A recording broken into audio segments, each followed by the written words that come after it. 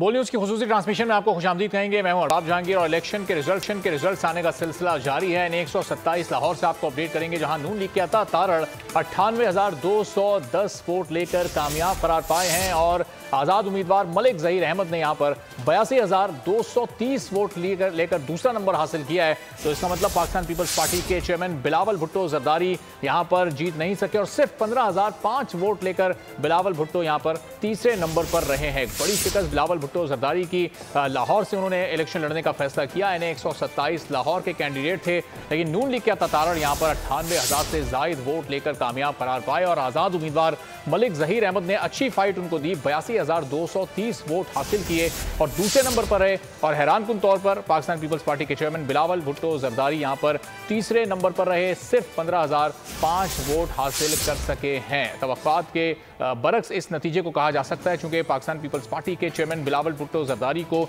यहां से फेवरेट करार दिया जा रहा था, लेकिन पहले नहीं, दूसरे नहीं, बल्कि वो तीसरे नंबर पर आए हैं। सिर्फ 15,000 वोट ले सके और उनके हरीफ अता तारड़ ने 98,000 से जायद वोट लेकर यहां पर कामयाबी हासिल कर ली है। जबकि आज़ाद उम्मीदवार जो कि तहरीक इंसाफ के हिमायत याफ्ता थे मलिक जहीर ने 82,230 वोट हासिल करके दूसरा नंबर हासिल किया। तो फतह और शिकस्त का जो फ़र्क है यहाँ पर वो खासा ज़्यादा है और तकरीबन 83,000 के फ़र्क से नून लीग ने यहाँ पर पीपल्स पार्टी को पीछे छोड़ा है। जबकि जो अता तारड़ और मलिक जहीर के वोट्स का फ़र्क है वो सिर्फ 15 से 16,000 है।